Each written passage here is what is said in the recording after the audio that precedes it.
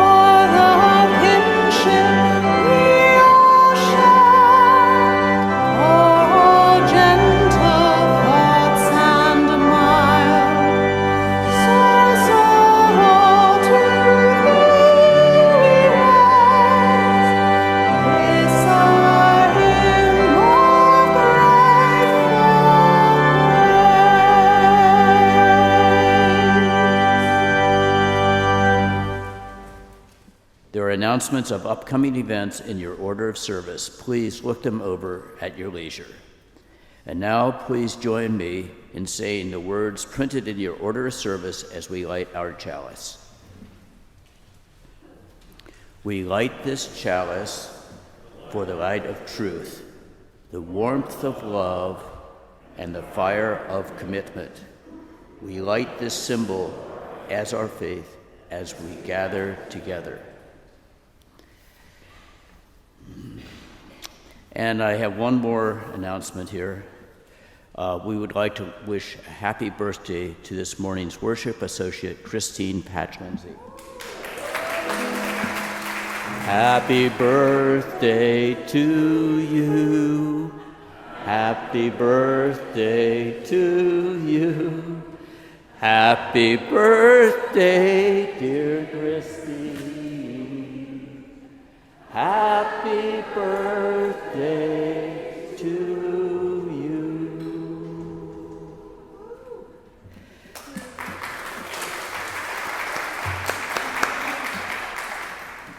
Now let's take a moment and greet one another. Try to find folks you don't know and broaden your circle of acquaintance. A musical cue will invite us back to our seats.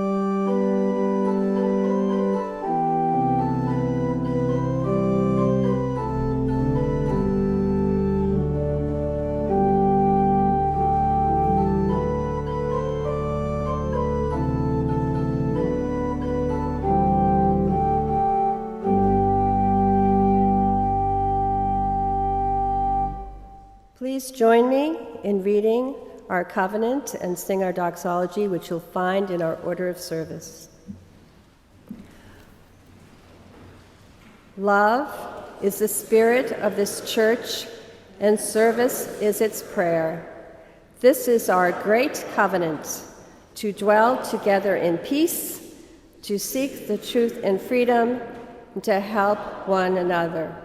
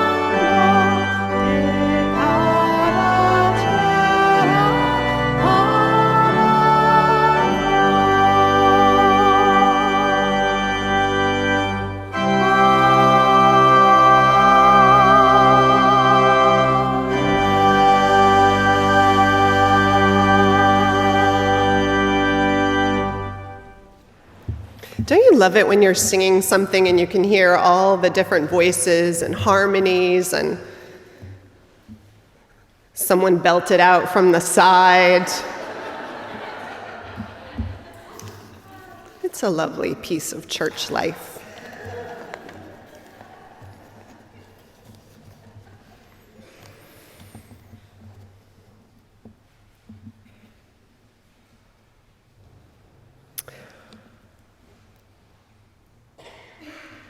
This week has brought us many joys, but also disappointments and loss of lives and betrayal of our values and dreams.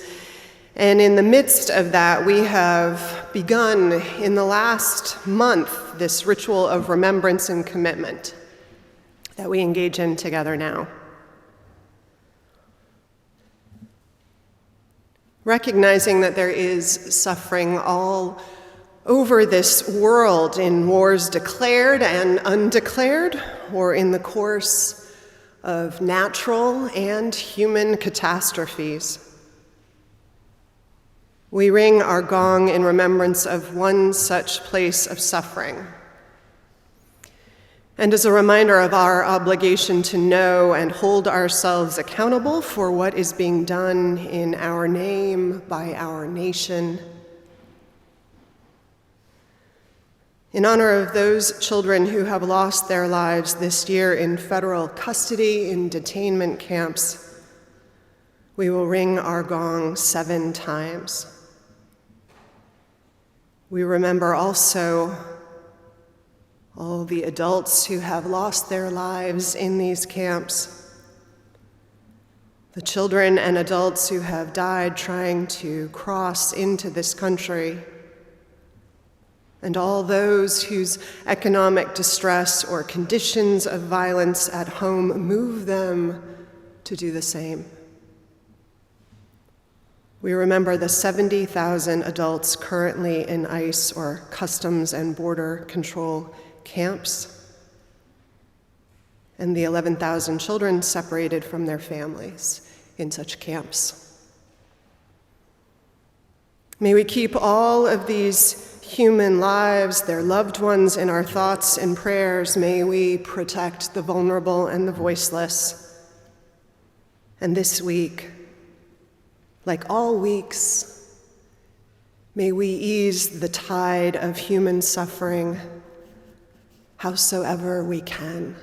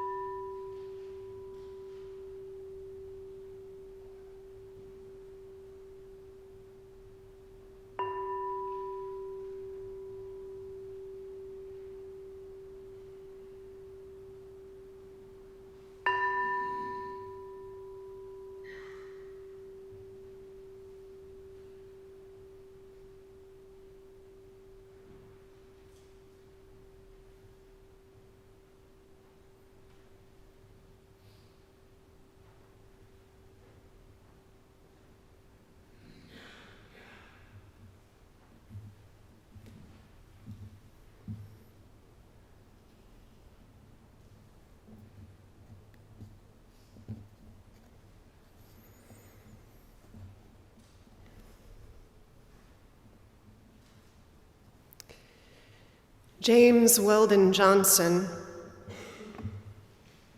a Renaissance man by any standards, reflecting on the sermons he'd heard preached by the Black preachers of his childhood and youth, wrote one of my favorite poems. It's a midrash of a kind on the story of creation. Many of you have heard me read from it or quote it before, but it never gets old for me. The poem begins, "And God stepped out on space and looked around and said, 'I'm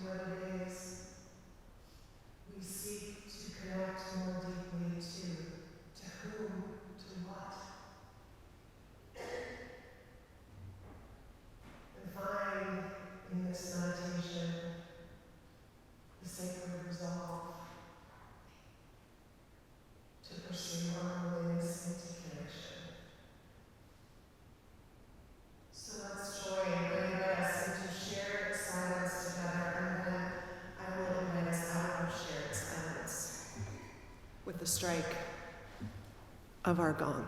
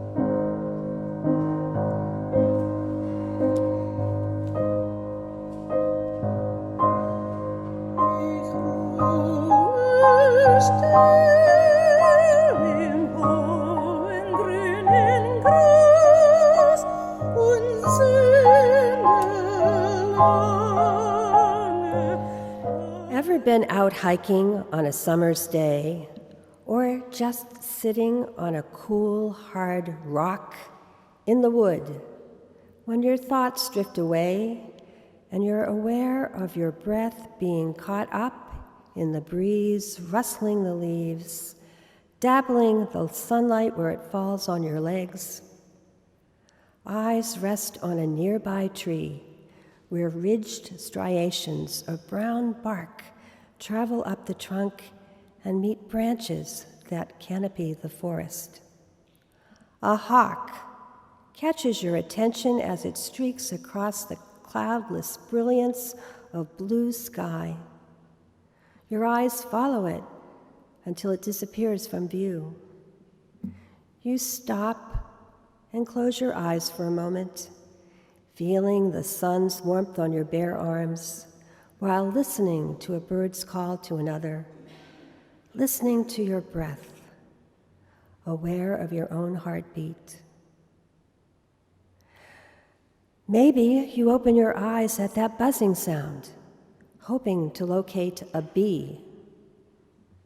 Then a deer comes in front of your path or emerges from the bush, stares at you, stalks still, but does not bound away.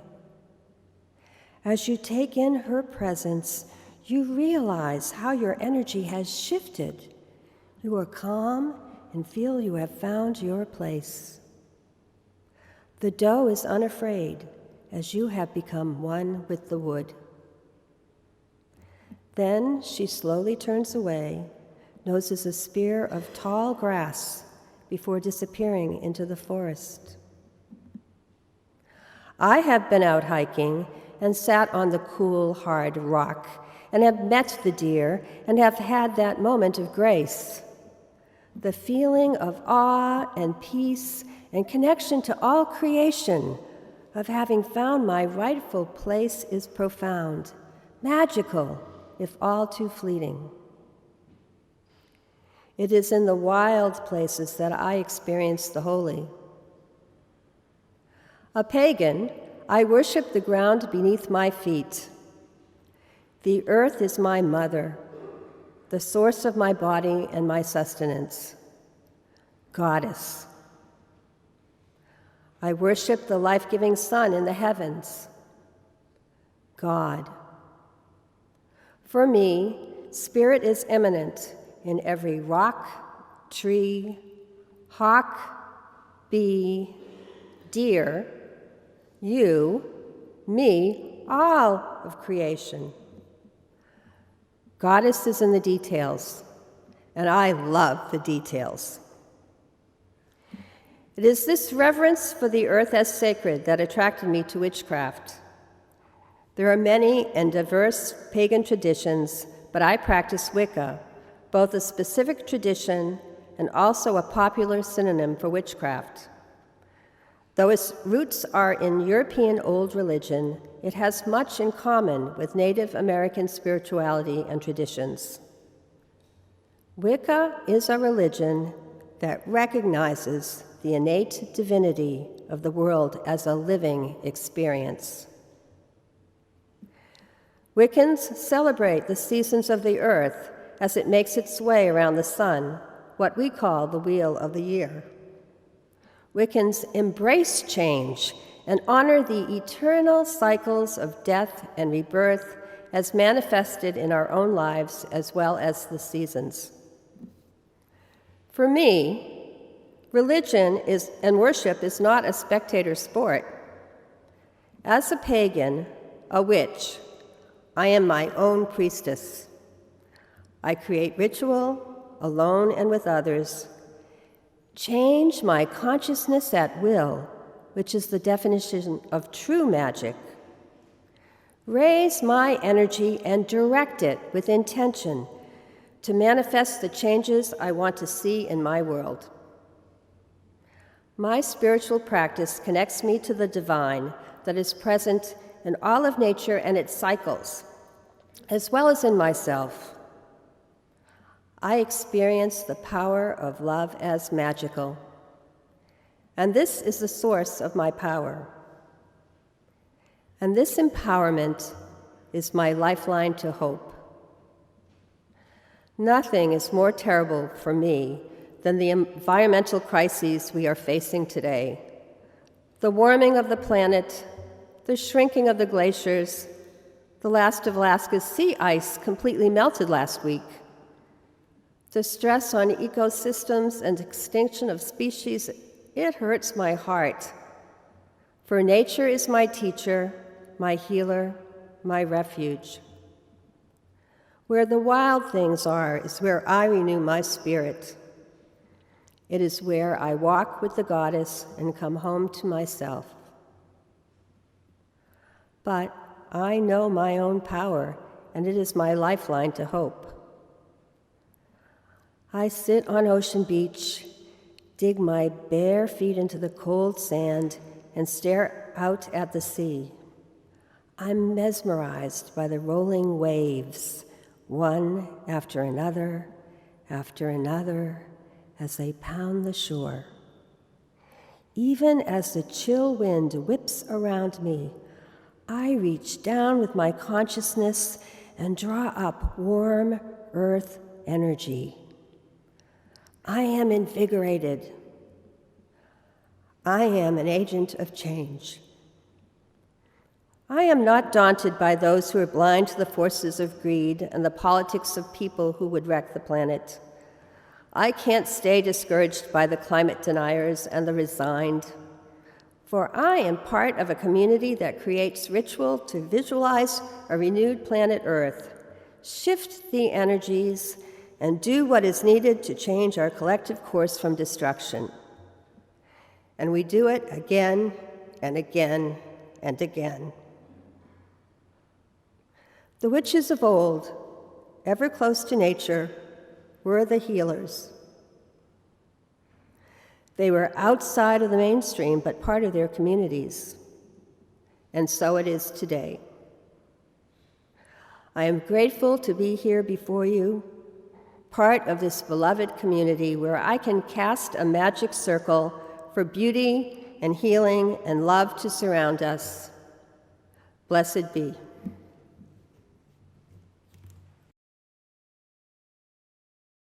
Now our offering, which is for the works and continued ministries of this community, will be both given and gratefully received.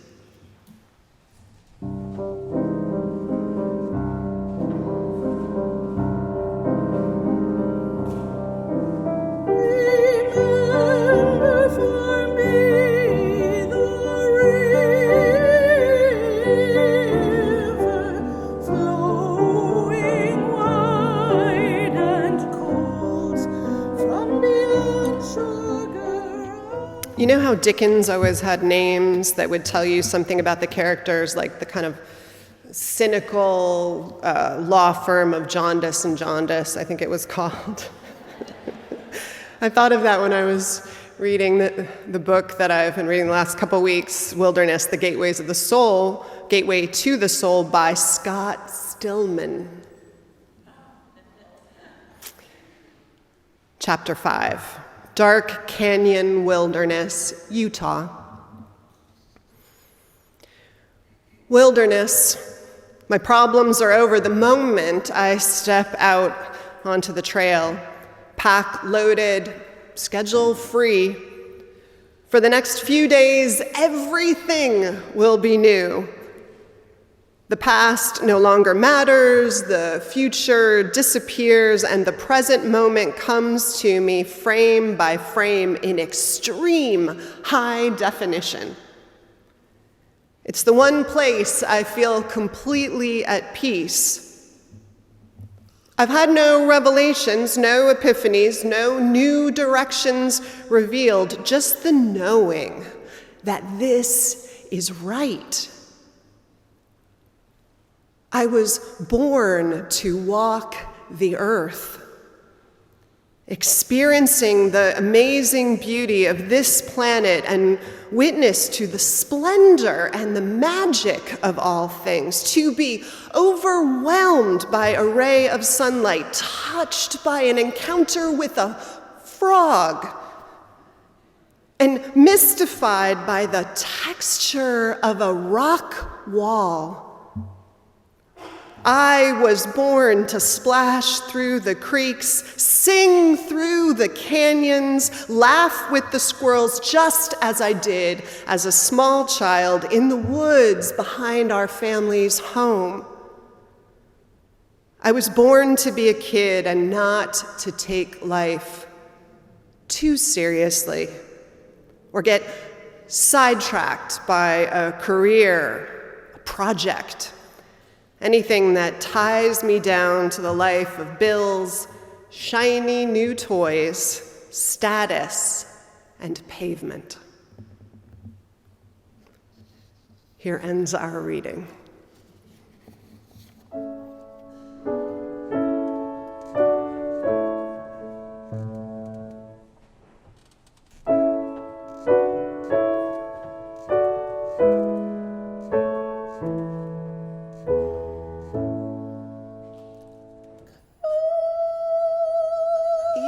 Wilson is a retired professor of biology with 2 Pulitzer Prizes for nonfiction to his credit and a specialization in ants.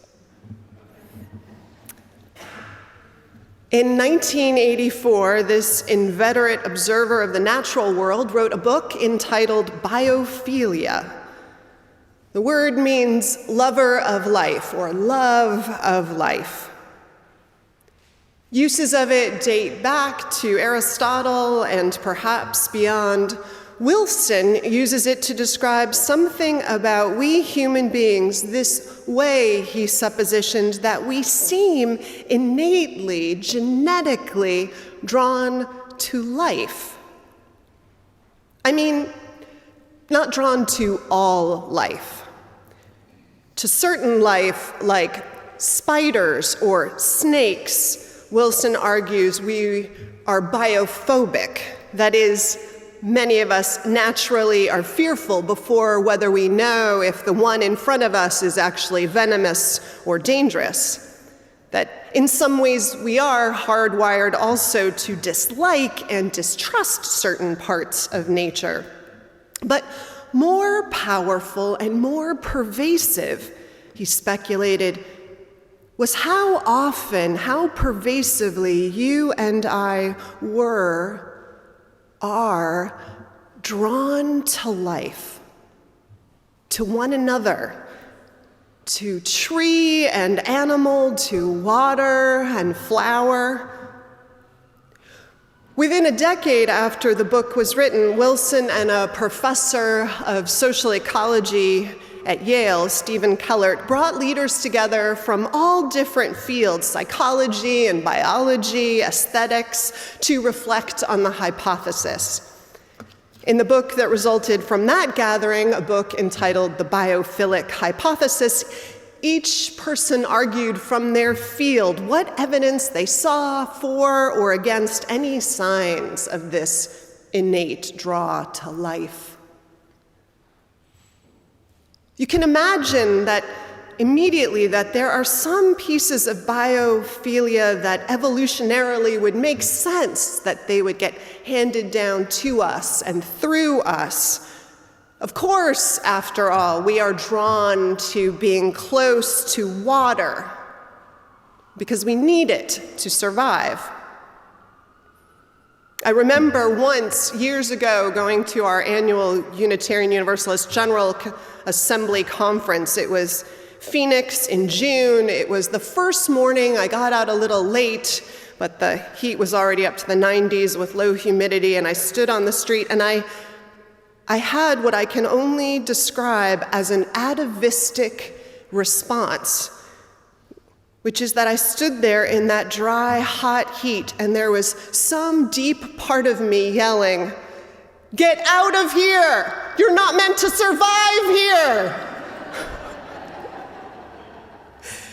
And actually, despite all the golf courses in that crazy place, we weren't meant to survive there.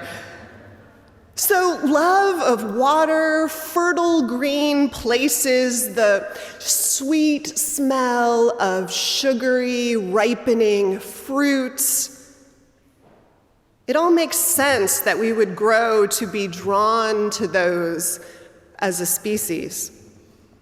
Same as the appeal of rosy-cheeked maidens and muscular young men with all their outward signs of health and beauty pointing to someone who might be able to help us perpetuate our own species, to raise and rear young. But what's interesting to me is to think about how deep that biophilia may go, how deep into our amygdala and limbic systems. I remember when training as a hospital chaplain years ago, there was talk of a study that said that people in hospitals recovered faster in a room with a view, preferably a room with a view of great distance or greenery, not just an alley or the building right across the street. And it was soon after that I began noticing that hospital rooms had changed their random bad art to scenes from nature. In fact, not so long ago, I went for an MRI, and the prep room was a large, long, windowless room, and it was filled with gorgeous photographs of forests and creek beds.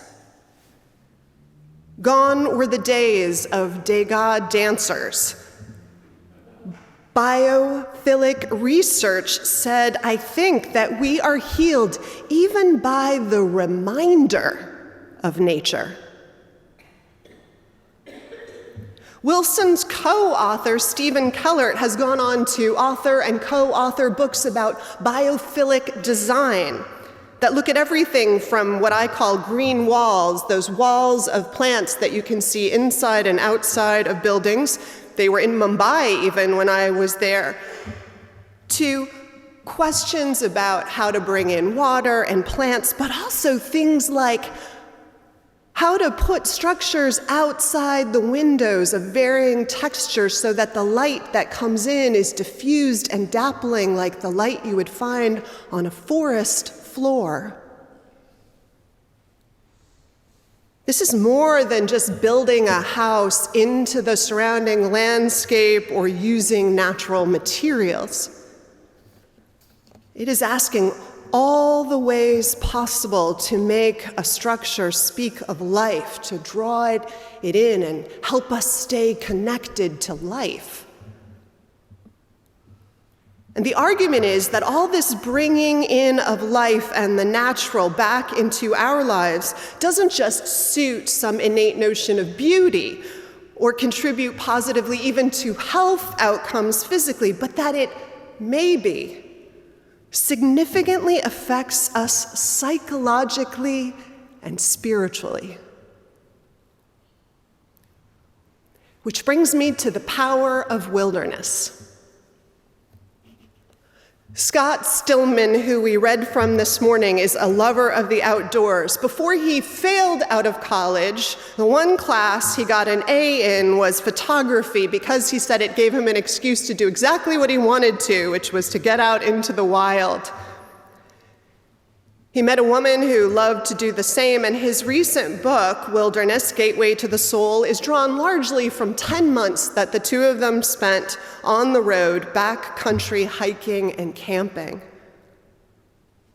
Even more so, though, the book is not just about those hikes, but what goes on for Stillman in the stark canyons of desert landscapes, or mountain treks, or in the lush, intertwined thicket of rainforest. What happens in life with a backpack and nature and not much else? Stillman begins the book with what he calls the author's disclaimer. He writes, "This book does not contain any suspenseful scenes. There are no wacky characters. There is not a surprise ending. In fact, there are really no characters, and there is really no plot. Still reading? I wrote this book because it needed to be written. Simple as that. Our wilderness is shrinking, and at a terrifying rate, someone needs to speak up for it. We all need to speak up for it, or it'll be gone. I set forth one purpose: to tell the truth. All that is not the truth has been omitted, edited out completely. What's left is what you see. Mostly, this book attempts to answer a simple question, the most important of all.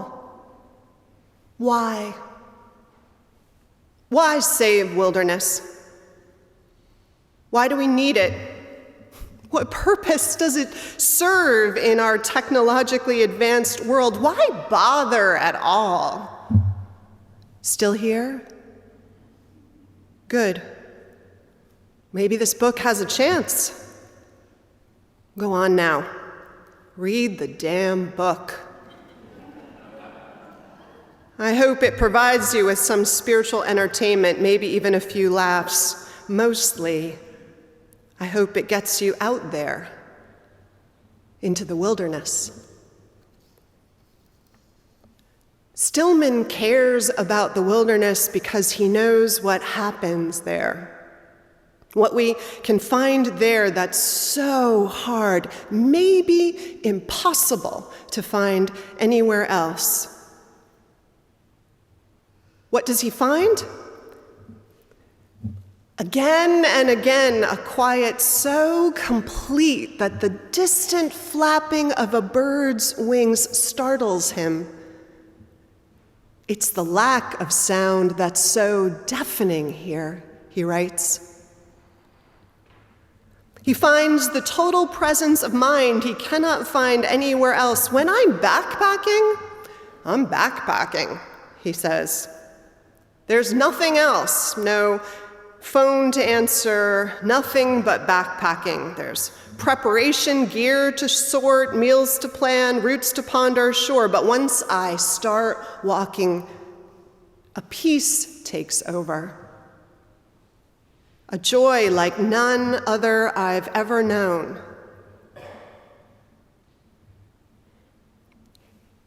He finds beauty that takes his breath away, like what was described in the reading, and the time to take it in.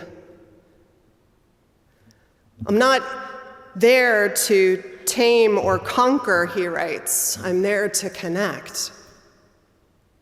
And he does, like what Christine described, and like many of you have, I'm sure, to elk and squirrel, to the watering hole with its surprises, to the storms that wash the land away right outside his tent flap door.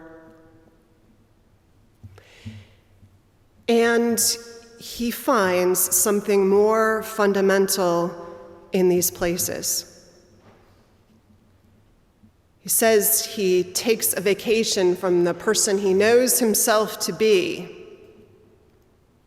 and finds a deeper sense of who he is.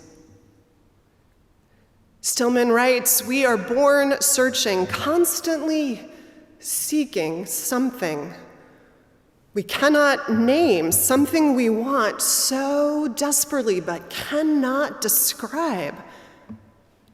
Here, that searching is gone.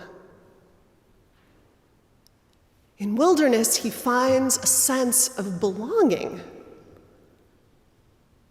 He's not an observer or a visitor the way he's been told to think of himself in those spaces. He's part of it, and so he writes, "When I sit and fully surrender to this moment, I know without any doubt that as long as there is life, I too will exist."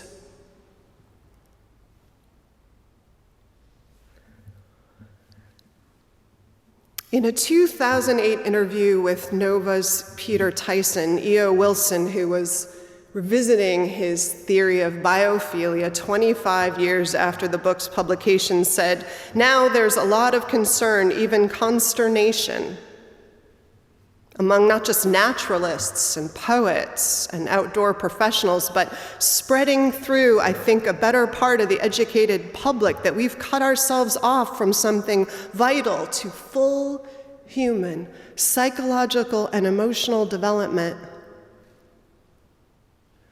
Richard Louv, author of Last Child in the Woods, posited that children today suffer from what he calls nature deficit disorder. Anxiety, depression, obesity may be tied to a life of too much indoors, too much concrete life mediated by technology. Psychologists and psychiatrists, Wilson said, seem in agreement on the benefits of what's called the wilderness experience. The wilderness, being able to get out into a world that is filled with life that's fascinating to watch in every aspect and that does not depend on you. It tells them that there is so much more to the world.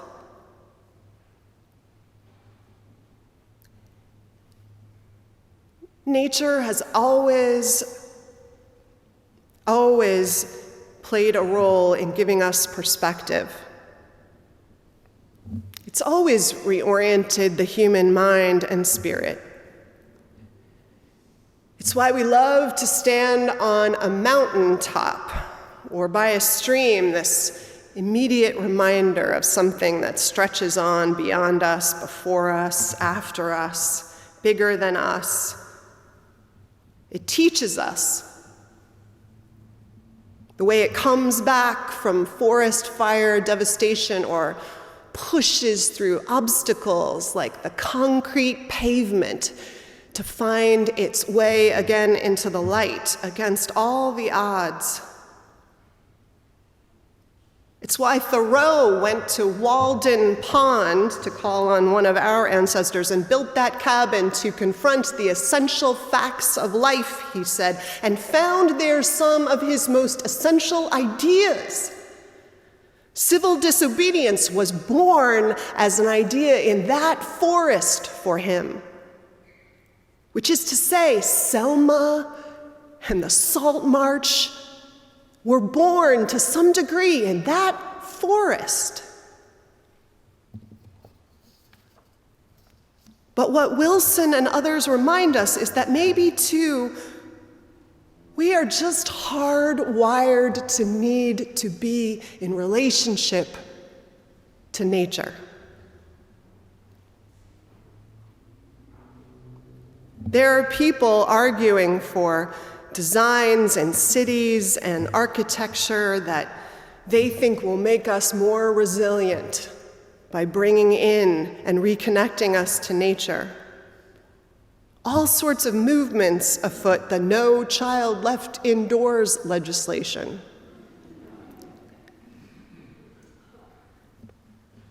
But you know what I wonder? I wonder, to the James Weldon Johnson poem, does a life divorced from nature describe a rising sense of loneliness and anxiety and depression some of us feel? I mean, have you ever wondered if we're evolved to be in deep connection to life, happiest that way? Do we sense that the planet is struggling and suffering the way some dogs can smell cancer on a human? Are we in a constant low-level state of what I found myself in on that Phoenix street? This atavistic, hardwired part of us screaming out in warning and fear. So much to ponder. What Stillman and Wilson and others agree is that one answer begins, as Stillman says, getting out there into wilderness, where we find healing and perspective, the relationship Christine describes too, that is deep and interconnected and reverent, that heals us, but also inevitably, Stillman believes for sure, and so does Wilson, calls us back to save the planet from the best, most heart-moving place possible. Maybe then we return like a lover, body, mind, and spirit, realizing we have been separated too long, committed for life. So I have hiked only rarely, but this book made me want to, and it makes me think that hiking may actually be a spiritual practice. I'm sure many of you already do it as one, and part of our justice work, our environmental justice work. It also sounds like a really good excuse to learn what no one in my urban childhood ever taught me. So I would like to work with an experienced hiker or two to organize some church hikes this year,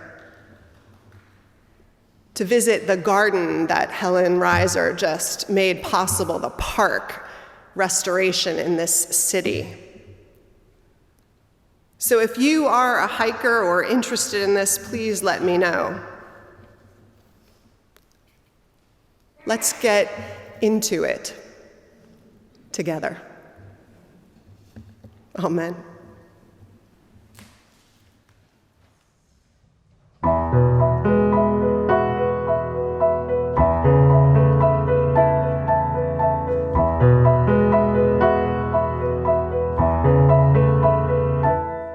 Though below me I feel no motion, standing on these mountains and plains,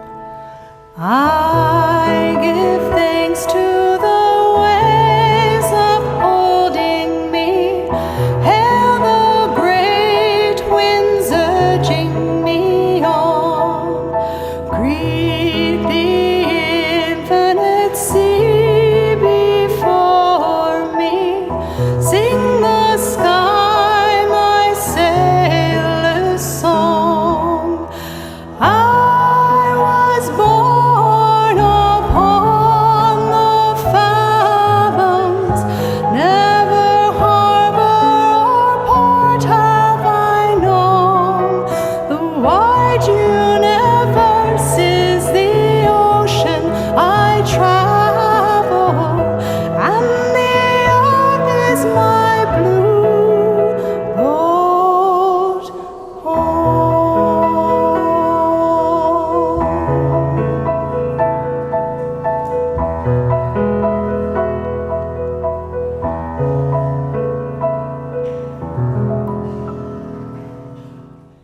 So I invite you to put down your hymnals, but remain standing, and we will join hands, showing ourselves to be one interconnected web of all existence, of which we are but a part. If you are sick or immunocompromised or just don't want to hold hands, it is totally okay. Just put your hands across your chest if you can see like I am, and we will still include you in the sacred circle.